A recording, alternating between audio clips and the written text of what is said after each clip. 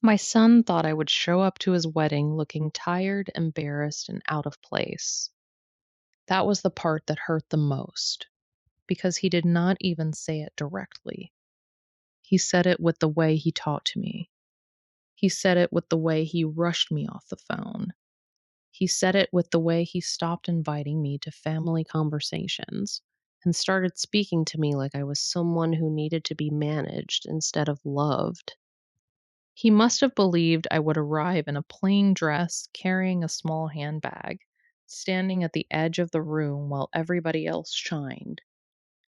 Maybe he imagined I would keep my head down and smile politely while his future in laws measured me in silence. Maybe he thought I would walk in quietly, thankful just to be allowed to sit in the back. He did not know that by the time that wedding day came, I had already spent years learning how to stand on my own. My name is Evelyn Hayes, and I live in Savannah, Georgia, in a brick townhouse my late husband and I bought when my son was still in middle school. The neighborhood is quiet in the mornings, the kind of quiet where you hear the birds before you hear the cars. I used to love that about it. I still do, most days. The house is not large, but it is warm. It carries the kind of memory that only a life lived carefully can leave behind. My husband, Walter, passed away 6 years ago. He was the kind of man who never wasted words. He believed in preparation. He believed in dignity. He believed that even when the world overlooked you, you should still arrive with your shoulders back and your mind clear. Our son, Marcus, was raised with that lesson. He is 34 now, smart, handsome, successful on paper. He works in real estate development and loves to remind people that he built his life from nothing. He says that in interviews, at dinners, at church functions, and around people he wants to impress. What he never says is that the first down payment he ever made came from the savings Walter and I put aside for years. What he never says is that the discipline he likes to praise in himself came from a home where nothing was given without sacrifice. When he was younger, Marcus used to call me every Sunday after church. He would ask what I cooked, how I slept, whether I had taken my vitamins, whether I needed anything from the store. He would come by with groceries in the trunk and stand in my kitchen eating whatever I made, always laughing at something small. Back then, I believed I had raised a son who would never forget where he came from. Then he met Danielle. Danielle is the kind of woman who enters a room and acts as if the room itself should know she is there. She is polished, expensive, controlled. Her family has money, the kind that does not shout because it never had to. Her father owns a chain of law offices. Her mother sits on charity boards and speaks in that soft, clipped way that makes every sentence sound like a warning wrapped in a compliment. The first time Marcus brought Danielle home, I knew immediately that our lives would never be the same. She smiled at me with perfect teeth and kind eyes, but there was no warmth in her voice. Her mother did the same thing people like that always do. She looked around my house as if she were trying to guess what it cost, how old it was, and whether it should be improved. Still, I did not complain. I told myself love was enough to carry a family through discomfort. I told myself manners mattered more than pride. I told myself my son would stay grounded because he was raised right. I should have paid more attention when the calls started changing. He stopped calling on Sundays. Then he stopped answering during the week. Then he started sending short texts instead of speaking to me. Busy, Mom. Driving, Mom. In a meeting, Mom. I will stop by later, Mom. Later never came, and when it did, it was rushed. He would walk through the door, glance at the clock, and leave almost before he sat down. His eyes were always elsewhere, usually on his phone, usually on Danielle, usually on the life he was building that no longer had room for the woman who gave him his first one. I asked myself many times when the shift began. Was it when he got the promotion? Was it when Danielle started planning the wedding? Was it when he became the kind of man who thought success meant no longer needing to be humble? I did not know. I only knew that the son who once cried into my shoulder after falling off his bicycle now spoke to me like a woman who might embarrass him if she stood too close. The wedding was scheduled for the first Saturday in June at the Fontaine Manor, one of the most expensive venues in the state. I know that because Danielle told me herself, not out of excitement, but as if she were informing me of a correction. The invitations arrive heavy and elegant, the paper thick enough to feel expensive even before you opened it. Marcus called me 3 weeks before the ceremony. His voice was careful, too careful. "Mom," he said, "I just wanted to check on your dress. You remember what we talked about, right?" What exactly did we talk about? There was a pause. Just something simple, elegant, nothing too, eye-catching. Danielle's family is very particular about the wedding aesthetic. The wedding aesthetic. That was how he said it. Like I was a vase that needed to match the curtains. "I have a dress," I told him. "Good," he said quickly. "And maybe keep the jewelry light. We do not want anything too loud." I sat in silence for a moment. "Too loud?" He cleared his throat.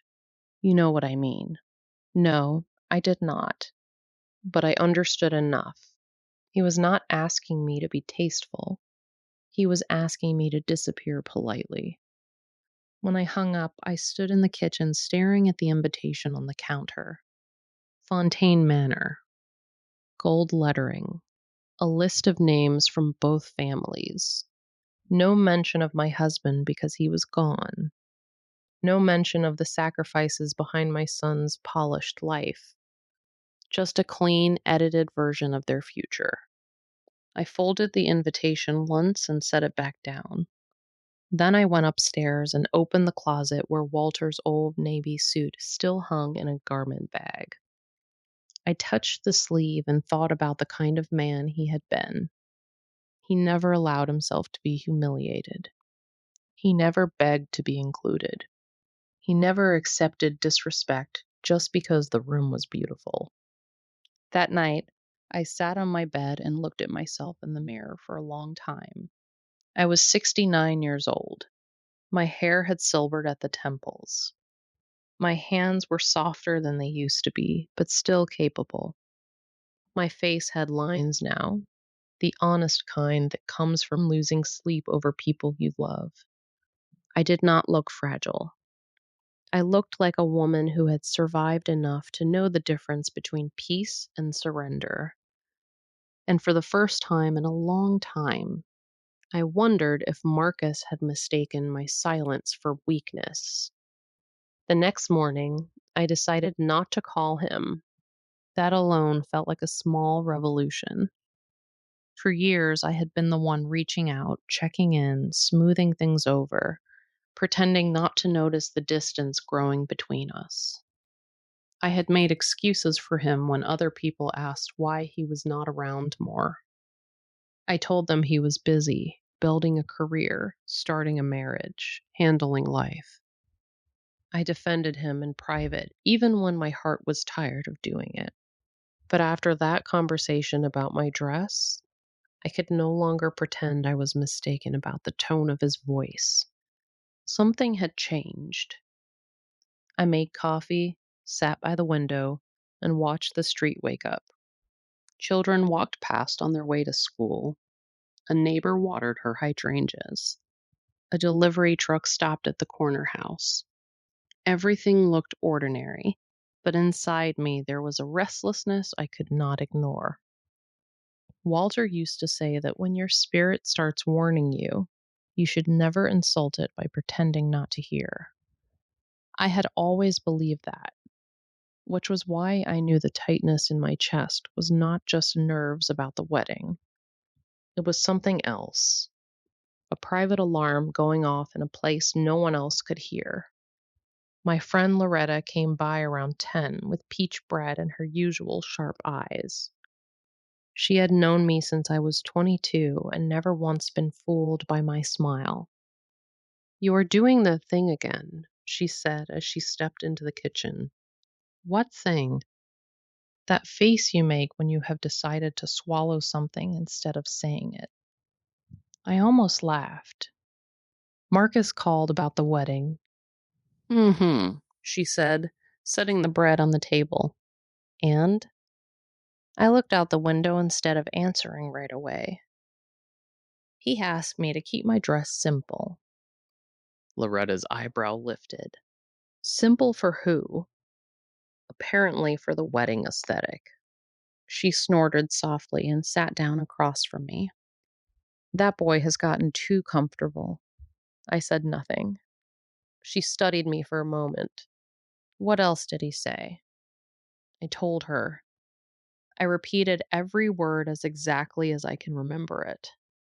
The pause before he spoke, the careful tone, the way he mentioned Danielle's family as if they were the ones to please and I was merely a problem to manage. Loretta leaned back in her chair, arms folded. "That is not a dress conversation," she said. "That is a respectful conversation." I nodded. "And you are just now realizing it?" "I am just now admitting it."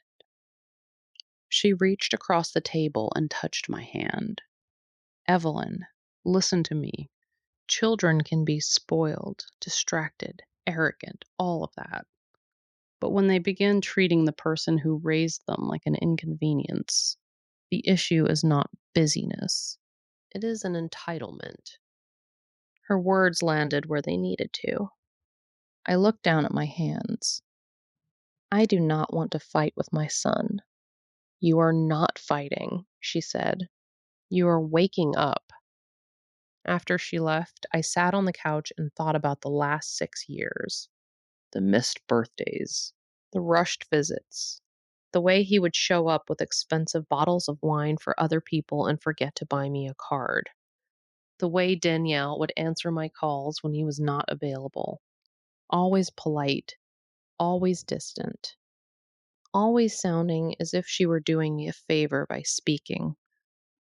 I had tolerated all of it because I believed family meant endurance.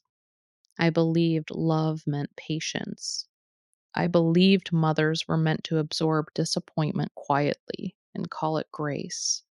But that afternoon, as I looked through old boxes in the hallway closet, I found something that made me sit down hard. It was a folder sealed in the back of a box labeled Walter Papers.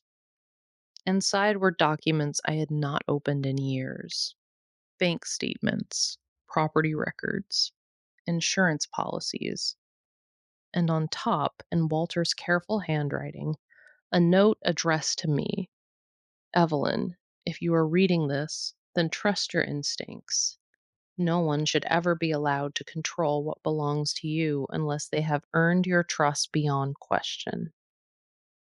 I stared at those words for a long time. Walter had always been the cautious one. He believed in keeping accounts separate enough to protect us if life turned cruel.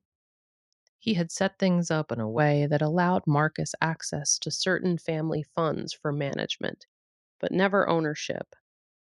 I had signed papers years ago because I trusted my husband and assumed Marcus would act with integrity. Now I wondered whether that trust had become convenient to people who did not deserve it. I kept reading. There were notes about the house, the savings, the investments, and one thing I had nearly forgotten: a private arrangement Walter had made with a financial advisor to make sure I always had control over certain assets, no matter what happened. At the time, I had thought it was merely his way of protecting me from uncertainty. Now it felt like a warning. I closed the folder and leaned back against the wall. My son had no idea how much of this I still controlled. Maybe that was why he felt so comfortable speaking to me the way he did. Maybe he had grown used to assuming I was harmless. The thought should have made me angry. Instead, it made me calm, because there are some kinds of calm that do not come from peace. They come from clarity. That evening, Marcus called again. I let it ring twice before answering. "Mom, just checking in," he said. "I know the wedding is coming up, and I wanted to make sure there are no issues." "No issues with what?" "With, everything. Transportation, seating, your table. We have assigned you a nice spot near the back with the rest of the family elders." Near the back. I closed my eyes briefly. Near the back, as if I were a piece of furniture they could place where I would not interfere. "That is thoughtful of you," I said. I also wanted to mention that Danielle's mother is arranging the floral arrangements and the guest positioning. She has a vision for the ceremony. Of course she does. There's no need for you to stress about anything, Mom. Just come, enjoy yourself, and let us handle the rest. Handle the rest. The way he said it made my skin go cold. "I can handle myself, Marcus." A pause. "Of course, Mom. I just meant let us take care of you." There it was again. That false tenderness. That polished little cage built out of soft words. After we hung up, I stared at the invitation again. The wedding was in 4 days. 4 days until the room that had tried to make me small would have to decide what to do with the woman they had underestimated. I did not yet know how I would arrive, but I knew I would not arrive broken. 3 days before the wedding, Danielle called me herself. I almost did not answer. The curiosity won. "Evelyn," she said in her smooth voice, "I hope I am not disturbing you." "It is fine. I just wanted to go over some final details for Saturday. We are thrilled you will be there." Thrilled. The word felt rehearsed. "That is kind," she continued. "We were actually discussing transportation.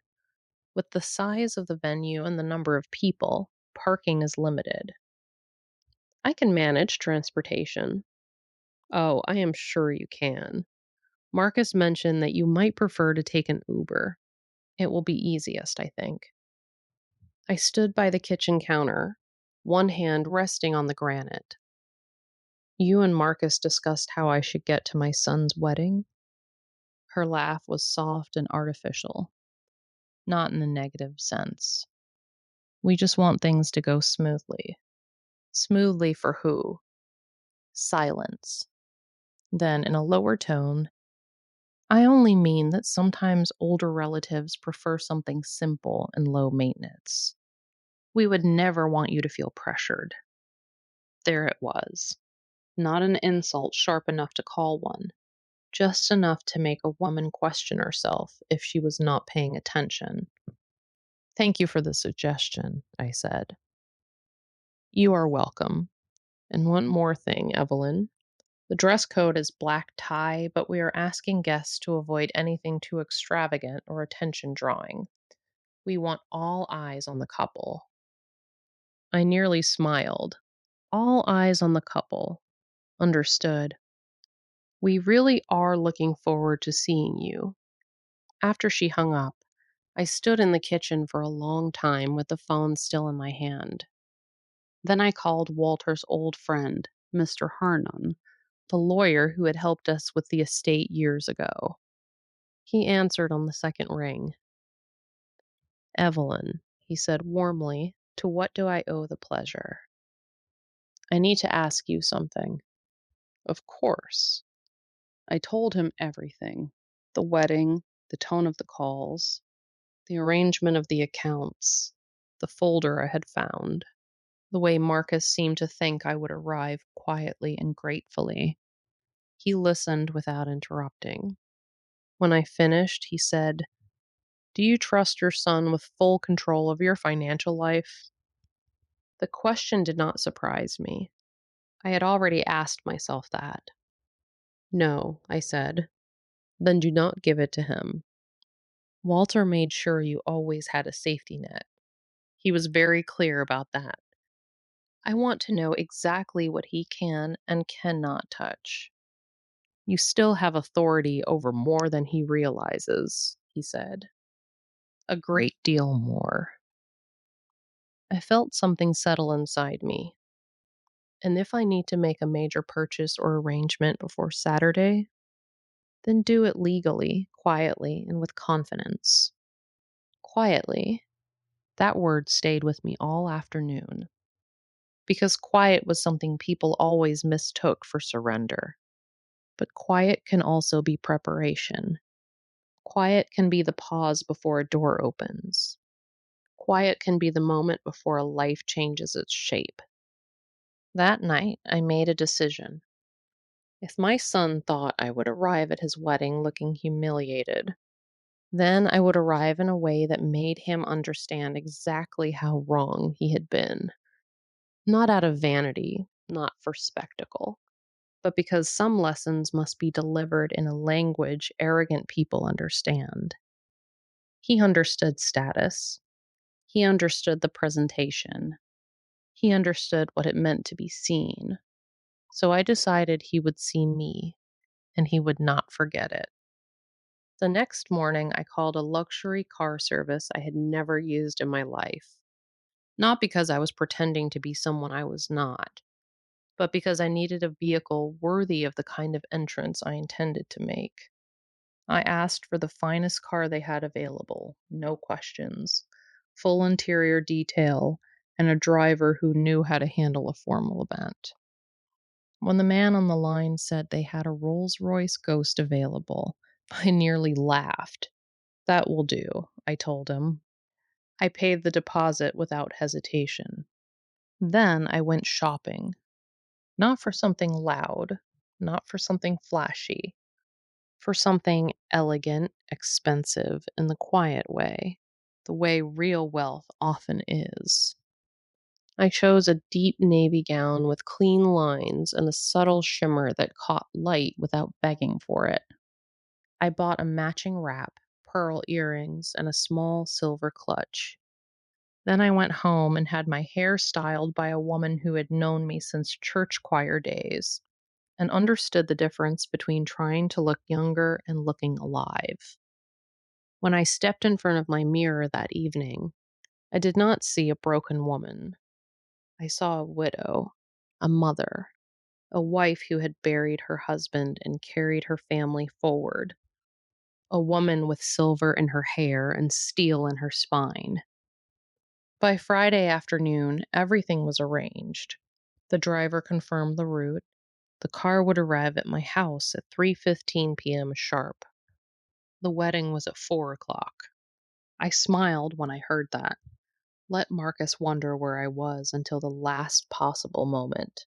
Let him imagine the woman he had dismissed would arrive by cab or maybe not at all. Let him stay comfortable until the sound of that engine reached the front of the venue. That night, I slept better than I had in months. The morning of the wedding was clear and warm. Savannah always looked beautiful when the light was good. The trees were full. The streets were washed in gold. The kind of day that made people smile without knowing why. I woke early, made coffee, and stood by the window watching the city slowly come alive. Then I sat in my vanity and began to get ready. There is something sacred about dressing for a moment when the world expects less from you than you are prepared to give. I bathed slowly, used the lotion Walter used to buy me from the little pharmacy downtown, and took my time with every detail. I put on the navy gown and zipped it carefully. The fabric fell beautifully over my frame, not too tight, not too loose. The pearls rested at my throat like a memory. My hair was swept up in soft, elegant waves with just enough silver showing to remind anyone looking that age had not weakened me. It has sharpened me. When I looked in the mirror, I was calm. Not excited, not nervous, calm. At 2:45, I was sitting in the front room with a glass of water when the phone rang. Marcus. I answered on the second ring. Mom, he said, and I could hear urgency immediately. Where are you? At home. Home? He repeated, the word sharp. The ceremony is in an hour. I am aware. Then why are you not here yet? I stood up slowly and walked toward the front window. Did you think I would arrive early to sit in the back and wait to be placed like a coat? A pause. Mom, do not start this right now. Then perhaps you should stop speaking to me like I am an inconvenience. His tone changed. I am not doing that. You are, and you have been for quite some time. He exhaled hard. Listen, just get in whatever car you were planning to take. Danielle's family is already arriving. We need everyone seated. I know exactly how weddings work, Marcus. Another pause. Then carefully, Mom, I hope you are not dressing too much. I closed my eyes for one brief second. Too much. You know what I mean. No, I did not. Or rather, I did. He wanted me subdued. He wanted me modest enough not to threaten anyone. He wanted me present, but not visible. I will be there when I am ready, I said. Mom, please do not make this difficult. You made it difficult when you called me like a burden. He went quiet. Then, in a lower voice, I just do not want anything awkward happening in front of Danielle's parents. There it was. Not a concern for me, concern for the optics. I looked at the clock. 2:58. Do not worry about me, Marcus. Worry about whether your wedding can handle the truth. What does that mean? But I had already hung up. At 3:10, I heard the car pull up outside. I opened the front door and stepped onto the porch. And there it was. A Rolls-Royce Ghost, black and flawless, idling at the curb like a promise. The driver stepped out in a tailored suit and walked around to open the rear door with practiced precision. The neighborhood was quiet enough that I could feel the shift before I could hear it. Across the street, Mrs. Calloway stopped watering her flowers. The mailman slowed his bike. A man walking his dog looked over and stared. Then I heard it, the soft, unmistakable murmur of surprise from my neighbors. The driver extended his hand. Mrs. Hayes, he said, your car is ready. I smiled. It was not a smile of triumph. It was a smile of arrival. I slid into the back seat with all the grace Walter had taught me, settled my gown around me, and watched my reflection in the tinted window as the car pulled away. Let Marcus think I was coming broken. Let them all think I was coming quietly. The car moved through the city with a smooth, almost regal glide. The leather seat was soft. The silence inside the cabin felt expensive in a way that was almost funny to me. I looked out at the streets I had lived on for years and thought about the life that had brought me here. All those mornings, all those sacrifices, all those years of being underestimated by people who mistook calm for weakness. Today, they would learn differently. The venue came into view before I was ready for it. Fontaine Manor stood at the end of a winding stone drive, white columns rising above manicured hedges and rows of parked luxury cars. Guests were already gathering outside in gowns, tuxedos, laughter, and polite greetings. The music had begun somewhere inside, faint through the open doors. Then the Rolls-Royce turned onto the drive, and I saw heads turn, one by one. First the valets, then the guests. Then a cluster of women near the entrance who stopped mid-sentence and stared openly. The car slowed to a stop directly in front of the steps. The driver got out and opened my door.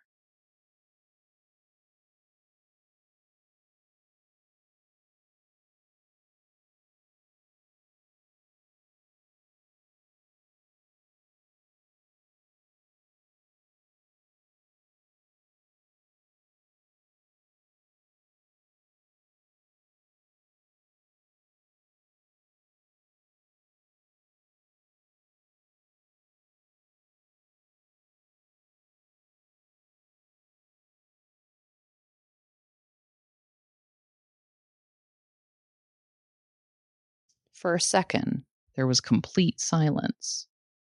Then someone whispered, "Who is that?" Another voice answered, "I do not know, but she arrived in a ghost." I waited just long enough for the moment to settle, then placed my hand in the driver's and stepped out. The sunlight caught the edge of my gown. The pearls at my neck glowed softly, and I saw at the top of the steps the exact moment my son realized I had arrived. Marcus was standing just inside the entrance, speaking with the photographer, when someone turned toward the drive and said his name in a startled voice. He looked up. At first, I saw confusion, then recognition, then something else. Something tighter. A flicker of disbelief so fast it would have been easy to miss if I had not known my own child so well. He stared at me, at the dress, in the car, at the way people were turning to look. I walked slowly toward the steps, my posture straight, my face calm. The crowd made space without being asked. That is the thing about confidence. It rearranges other people without speaking. Marcus took one step forward, then stopped. "Mom," he said, his voice careful in a way it had not been on the phone. "What is this?" "It is a car, son." His jaw tightened. "You arrived in that?" "Yes." He looked past me at the driver, then back at the car, then back at me. "Who sent it?" "I did." The expression on his face changed. Not to joy, not to pride, to suspicion, because he knew. He knew that kind of car meant something. He knew the entrance it created was not accidental. He knew his mother was not supposed to look like this, arrive like this, or be noticed like this. Danielle appeared beside him before he could say anything else. She was beautiful in a pale ivory gown that probably cost more than my first 3 cars combined. Her hair was pinned perfectly. Her smile was fixed. The moment she saw me, I watched it falter only slightly. "Evelyn," she said, and there was surprise in her voice that she did not fully hide. "Danielle." Her eyes moved over me quickly. The dress, the pearls, the car behind me. Then, almost imperceptibly, the calculation began. "You look lovely," she said. "So do you." Marcus cleared his throat. "Mom, this is unexpected." "I imagine it is." He lowered his voice. "You could have told me you were coming in a car like that." I lifted my chin a little. "Would you have believed me?" He did not answer. That was enough to answer. A few guests nearby had slowed to watch the exchange. Some pretended not to. Others did not bother pretending at all. Danielle's mother approached with the exact smile of a woman who had expected to be in control of the room, and suddenly found herself standing next to a mystery she had not budgeted for. "Evelyn," she said, "what a surprise." "Is it?" Her eyes flicked to the car again. "I was not aware you enjoyed such vehicles." "I do not need to enjoy them to appreciate them." That line landed. Her smile stiffened slightly. "Of course," she said. Marcus stepped in quickly. "Mom, let us not make this about the car. We are about to start the ceremony." "Yes," I said. "Let us do that." He looked relieved for half a second. Then I turned and said, loudly enough for the nearest guests to hear, "I suppose it is good that I arrived in time to watch my son get married after he told me he would not have room for me at his wedding." The air changed. I saw it happen. The small circle of people nearest us stopped breathing for a moment. Marcus's face was drained of color. "Mom." "What?" I asked innocently. "Did I misunderstand something?" Danielle's eyes widened. Her mother's expression sharpened. "Marcus," Danielle said quietly, "what is she talking about?" Nothing could have prepared me for the look on his face then. Not anger, not guilt, panic. Because the lie had just met the room it was meant to survive in. There is a special kind of silence that falls when a person who is supposed to be small turns out to be very, very difficult to dismiss. That silence wrapped around us on the front steps of Fontaine Manor. Marcus tried to recover first. "Mom, I never said you would not have room." I turned to him slowly. "Did you say I would have the main table?" He hesitated. "Did you say I would be seated near you and your bride?" Again, silence. A few guests near the entrance had clearly begun to listen more closely. One woman lifted a champagne flute but forgot to drink from it. A man in a tuxedo leaned slightly to the side to hear better. Danielle's mother folded her hands. "Perhaps we should take this inside." "Perhaps," I said. "But I think it is time we all understood something before we do." Marcus looked around, clearly aware that people were watching now. "Mom, please." I turned back to him. "You told me on the phone that I should keep my dress simple. You told me not to be too loud." He made it very clear that the wedding aesthetic mattered. "And then you said, when I asked about coming early, that I should not make things difficult." His mouth tightened. I continued, "You did not ask whether I needed a ride. You did not ask whether I wanted help. You did not ask whether I might like to sit with my son before his wedding. You spoke to me like I was a guest your bride's family might tolerate if I behaved properly." The guests were silent now. Danielle looked at Marcus, then at me. "Evelyn, I think there may have been a misunderstanding." I looked at her. "No, dear. A misunderstanding is when a person forgets a date. A misunderstanding is when someone brings the wrong flowers. What my son did was much simpler than that. He decided I would be easier to manage if I felt unimportant." Marcus's face hardened. "That is not true." I raised an eyebrow. "You told me you were too busy to have dinner with me the month you got engaged, but you had time to meet Danielle's parents twice that week.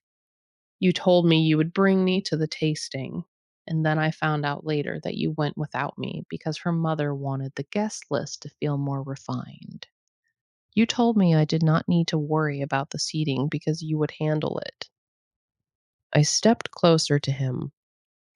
"And then, 3 days ago, you told me to keep my dress simple and not too eye-catching. So tell me, Marcus, what exactly was I supposed to conclude from that?" He swallowed, not because he did not know the answer, because he did. Danielle's expression had changed by then. The polished confidence was still there, but something underneath it had gone stiff and defensive. "Evelyn," she said, "we never meant to make you feel excluded." "That is interesting," I replied, "because you both worked very hard at it." A few guests shifted uncomfortably. I could feel the room leaning toward us now, not with cruelty, but with curiosity. People love a polished event until the truth cracks the surface. Marcus lowered his voice, trying to protect the moment. "Mom, can we discuss this later?" "No," I said. "We are discussing it now, since you were so worried about what I would look like when I arrived." His eyes narrowed just slightly. "What does that mean?" I let the silence stretch long enough for him to feel it. Then I said, "It means I think you believed I would show up here looking broken, grateful, and easy to place in a corner." The words landed harder than anything else I had said. His face changed. He knew I was right. He knew the wedding was not just an event, it was a stage, and I had stepped onto it wearing something they had not accounted for. Danielle's mother looked from me to Marcus, clearly reassessing everything. Then she asked the question that gave the whole thing away. "Where did you get that car?" I turned to her. "I rented it." That was not exactly a lie. The truth was more complicated, but I did not feel obligated to explain myself to people who had spent years assuming they knew my limits. She blinked once. "You rented a Rolls-Royce Ghost for a wedding?" "I rented the car because I wanted to arrive with dignity." Marcus laughed once, but it came out strained. "Mom, you do not need to prove anything. That," I said quietly, "is where you are wrong." I glanced at the gathered guests. There were enough of them now. Enough ears, enough eyes. So I gave them the truth. My son thought I would come here today and blend into the background. He thought I would arrive looking humble enough to fit the story he and this family had written for me. He thought wrong. No one spoke. I looked directly at Marcus. "You have spent too many years deciding what kind of mother you wanted me to be in public.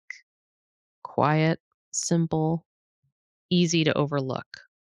But I am not an old coat to hang in a side room, Marcus. I am the woman who paid for your school, who held this family together after your father died, and who sat alone wondering why her own son had learned to look at her like a liability." His face was pale now. Danielle's mother stepped forward. "We are all family here. Surely this does not need to become a scene." I smiled, but there was no warmth in it. "You should have thought about scenes before you tried to place me like a footnote." By the time we reached the ballroom entrance, the wedding coordinator was already flustered. People were whispering. The photographer was no longer pretending to focus on flowers. The bridesmaids had begun peeking through the open doors. The whole thing had taken on that peculiar energy that happens when a room realizes something important is unraveling and no one knows who will be left standing when it is done. Marcus pulled me gently aside near a marble column. "Mom," he said through clenched teeth, "why are you doing this now?" I looked at him with the patience of someone who has already spent too many years being quiet for the comfort of other people. "Doing what now?" "You know exactly what." "No, I do not." I arrived at my son's wedding in a beautiful car, dressed with care, and somehow that has become the problem. He looked over his shoulder toward Danielle, then back at me. "You are embarrassing me." There it was, plain enough to hear. He did not say, "I am sorry." He did not say, "I misjudged you." He said the thing that mattered most to him was not my hurt, but his image. I nodded slowly. "Good," I said. He blinked. "Good?" "Yes. If embarrassment is what you were feeling, then maybe now you understand a fraction of what I have felt for years." His jaw tightened. I could see him working through the options in his head: deny, minimize, redirect. That is what people like him do when the truth enters the room uninvited. Mom, you are making this about yourself. I let out a short breath. No, Marcus. You made this about yourself long before I arrived. At that, Danielle appeared again, her expression tight with uncertainty. Evelyn, she said, if there is some unresolved family issue, we can address it privately. Private, I repeated. That is another lovely word people use when they want to avoid accountability. She looked offended. I continued before she could answer. No, we are not doing private things anymore. Not after the way your family looked at me when I walked in. Not after the way my son talked to me as if I should be thankful for a chair near the back. Not after all the careful little hints that I was supposed to shrink to make everyone else comfortable. Some guests had now gathered near the ballroom doors. I could see sympathy in some faces, curiosity in others, and one or two expressions that looked like they had suddenly begun connecting things they should have noticed sooner. Marcus lowered his voice again. What do you want from me? That question nearly broke something in me. Not because it was difficult to answer, but because it showed how far we had drifted. He was asking like a man preparing to negotiate, not like a son hoping to repair the damage. I looked at him carefully. I want you to understand that your mother did not arrive here today to be hidden. I did not come in a car like this to show off. I came in because I decided that no one in this family would get to decide what my worth looked like anymore. He stared at me. I could tell he was trying to find the old version of me in my face, the one who would smooth everything over, the one who would accept a smaller place and call it peace. He did not find her. Then a voice came from the ballroom. Marcus, who is this? It was one of Danielle's cousins, a woman in a silver dress standing with a group of other guests. The question has spread now. People were noticing not just that I had arrived in style, but that the tension between us was real. Danielle forced a smile. This is Marcus's mother, only mother. I noticed that. Not a beloved elder, not family, not the woman who raised him, just mother. As though that title alone explained the entire story and required no respect. I turned to face the room. Then I did something I had not planned. I walked into the ballroom, not hurried, not angry, just steady. The room was beautiful. Crystal chandeliers, white roses, soft light, elegant tables arranged in perfect symmetry. A string quartet played near the far wall. The cake stood on a raised table in the center, 5 tiers of white and gold. People turned to look. At the center table, I saw the seating chart. My name was placed at the second to last table on the far right, beside two elderly relatives from Danielle's side I barely knew. Not at the family table, not even near it.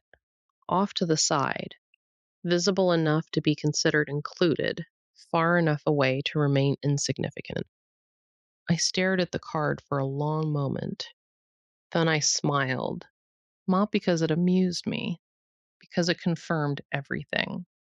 Marcus followed me in and saw where I was standing. His face changed in a way that told me he understood exactly what I had found. You were going to seat me there? He said nothing. I looked at the chart again. Then I said, loudly enough for several nearby tables to hear, I see. A woman at the nearest table looked down quickly. Danielle's mother stepped in, her voice measured and cold. That was only for organization. We had limited seating. Limited, I repeated. Interesting how the limit only seems to apply to me. No one answered. Then I looked back at Marcus. You thought I would come here broken. You thought I would accept this without seeing it. You thought I would spend your wedding day pretending not to know that I had been carefully placed where I would not disturb the picture. He looked as if he wanted to speak, but the words would not come. And that was when I knew the wedding no longer belonged to them. A few things happen in a room when a person who has been underestimated finally stops cooperating with the lie. First, people still go. Then they begin to watch. Then they realize they are witnessing something that will be remembered longer than the decorations. I took the seating card from the table and held it in my hand. Then I looked at Marcus. I am not angry because you forgot me, I said.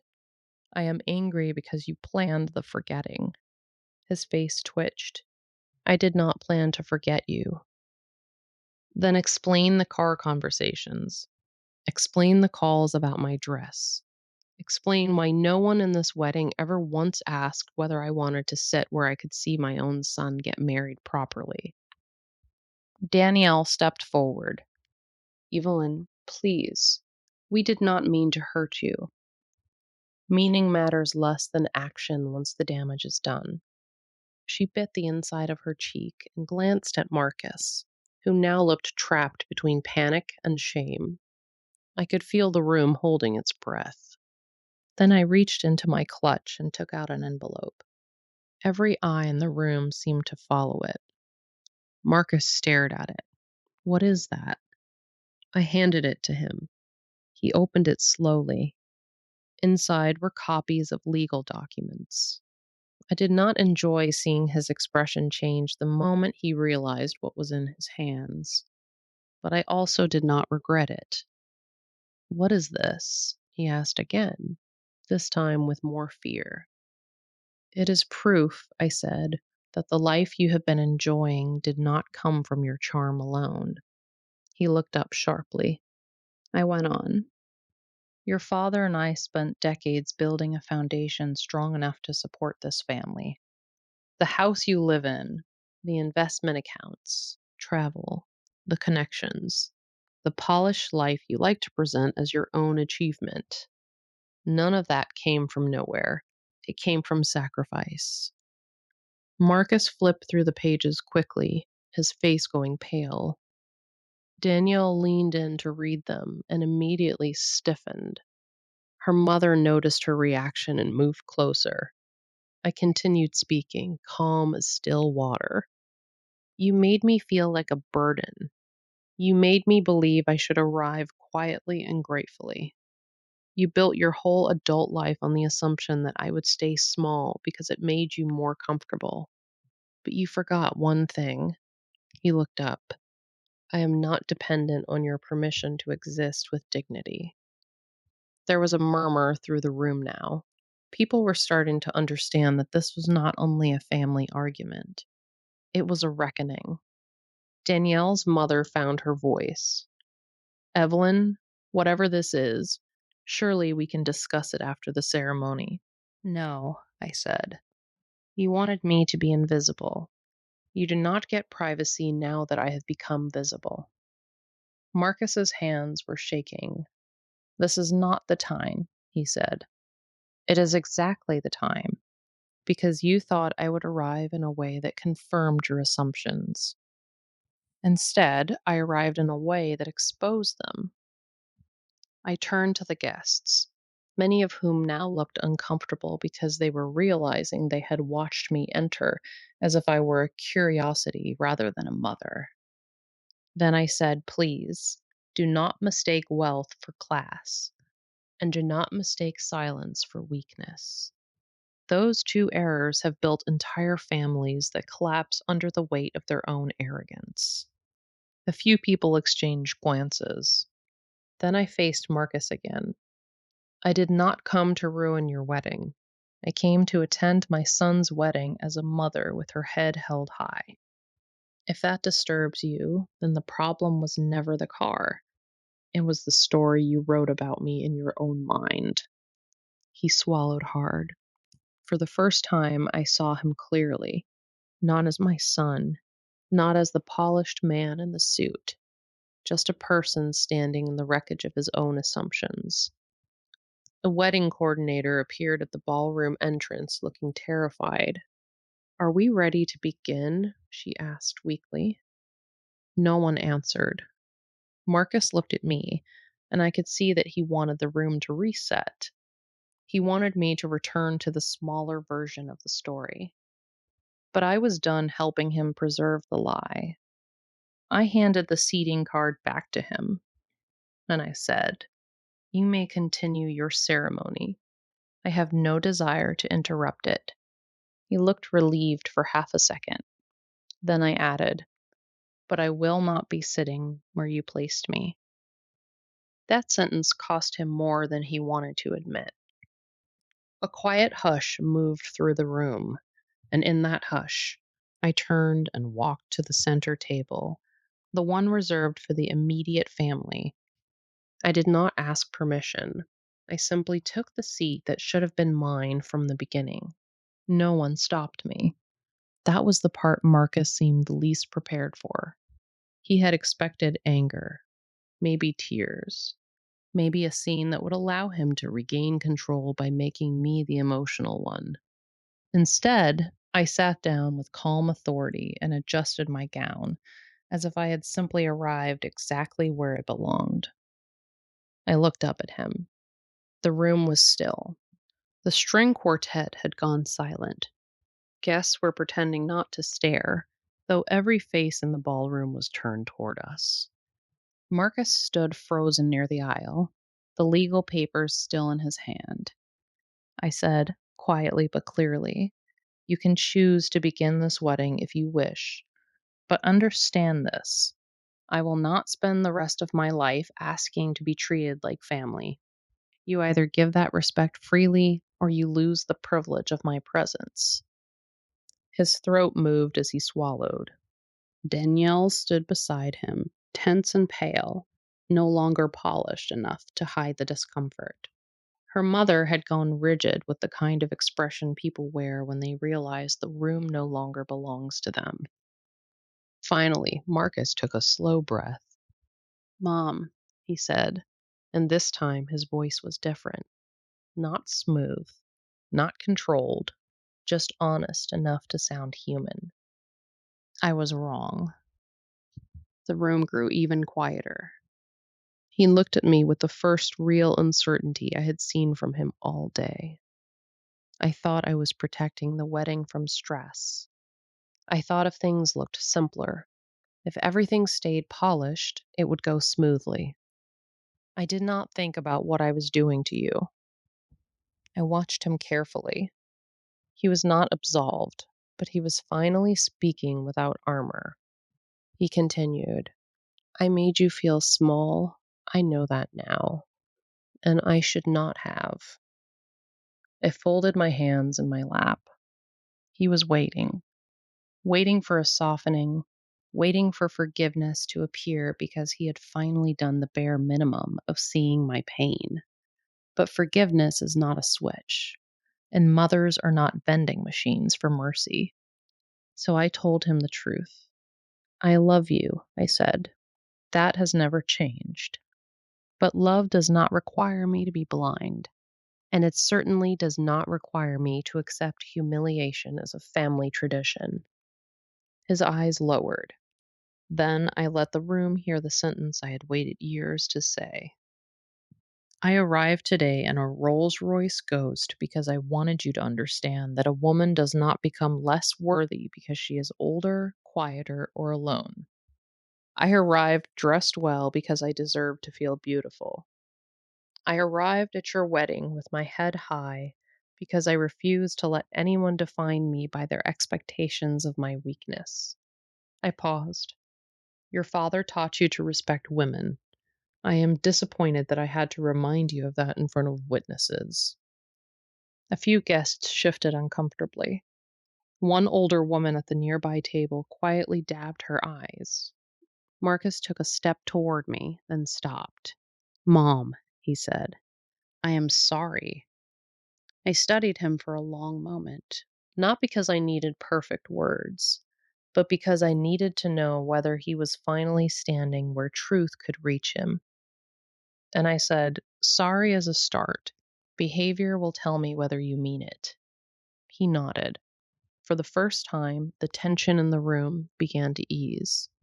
Not because everything was fixed, it was not, but because the truth had been spoken plainly enough that no one could pretend otherwise. Danielle walked up carefully. "Evelyn," she said, her voice softer now, less certain than before. "I did not understand how much our choices were hurting you." I looked at her. "You knew enough to ask for a smaller version of me. That was the problem." Her face tightened. "Then perhaps I should have asked better." "Yes," I said. "Perhaps you should have." The wedding was delayed for nearly half an hour after that. Not because of me, but because everyone needed time to breathe again. The coordinator scrambled. Guests whispered. Someone brought me water. Marcus remained beside me for a while, no longer talking about image or timing or what the room expected. He simply sat there, quiet, and for once did not try to steer the moment. When the ceremony finally began, I did not move from the family table. I watched my son marry the woman he chose, but I did so as the woman I am, not broken, not hidden, not small. And when the vows were spoken, I felt something unexpected settle inside me. Not triumph, not revenge, just the deep and quiet satisfaction of being seen correctly after years of being misread. After the reception, Marcus came to me near the window where the moonlight washed the room in silver. He stood there for a moment, then said, "I should have asked you to arrive with me." I looked at him. "Yes," I said, "you should have." He nodded, accepting the answer. Outside, the Rolls-Royce Ghost waited under the portico, still polished, still impossible to ignore. It had arrived as a statement, but it had become something else by the end of the night. A reminder. Not to my son, though he needed that too. Mostly to me. I was still here, still beautiful, still capable, still worthy of being noticed, no matter how many people would have preferred otherwise. As I left the venue that night, I did not hurry. I walked to the car, sat down in the back seat, and watched the lights of the manor grow smaller in the window. The driver asked if I was ready to go home. I smiled softly. "Yes," I said, "I am." And as the car pulled away from the wedding, I understood something that years of silence had once tried to hide from me. A woman is never too old to arrive with power. A mother is never too invisible to deserve respect. And a son who thinks his mother will become broken has usually forgotten who taught him how to stand in the first place. Before you go, I want to ask you something. Have you ever had a moment where someone you loved made you feel small, and you had to decide whether to stay quiet or stand in your truth? Tell me in the comments what you would have done if you were in my place. And if stories like this speak to you, subscribe to Quiet Voice of Her Life so you do not miss the next one.